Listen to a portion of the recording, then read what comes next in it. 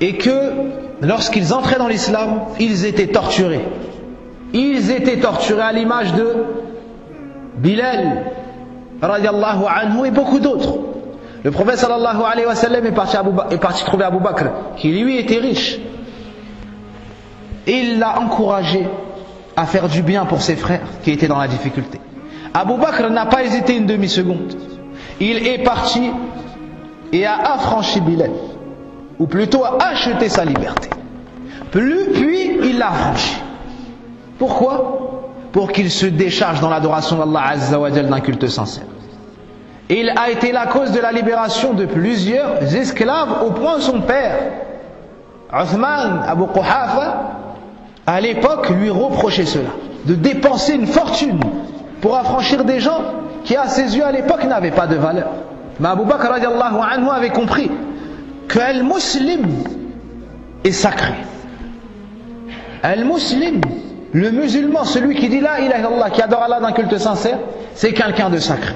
Donc dès qu'il voyait la possibilité d'affranchir un esclave, il ne tardait pas à dépenser de ce qu'Allah Azza wa Jal lui avait facilité. Abu Bakr radiallahu anhu, awwalu du'at al-islam, c'est le premier à avoir appelé les gens à l'islam après le prophète sallallahu alayhi wa sallam. Il a demandé la permission au prophète sallallahu alayhi wa sallam de transmettre le message en public. Mais le prophète sallallahu alayhi wa sallam est en position de faiblesse à la Mecque. Donc il craignait pour Abu Bakr la nuisance de Kuffar Quraysh. Abu Bakr s'est montré très insistant.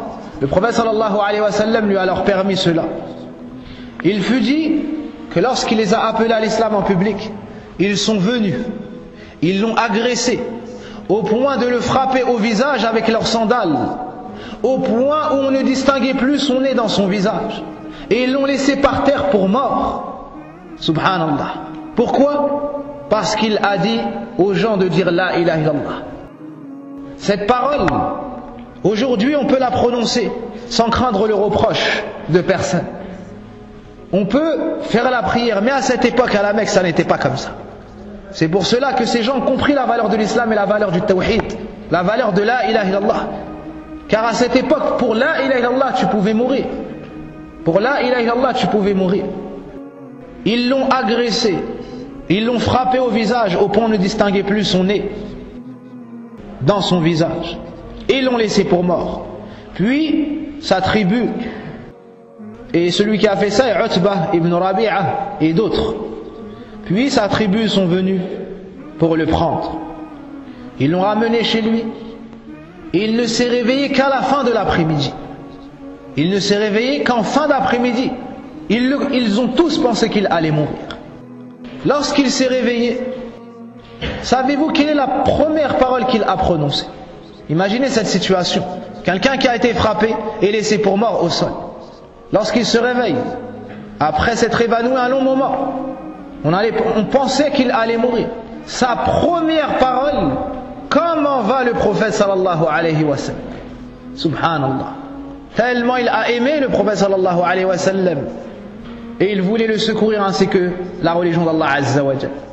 On lui a dit il va bien, il a dit non, je veux le voir. Être sûr qu'il va bien et qu'il est sain et sauf. On l'a donc porté, il ne pouvait plus marcher, et on l'a emmené, et il a pu voir le prophète sallallahu alayhi wa sallam de ses yeux et se tranquilliser sur sa situation.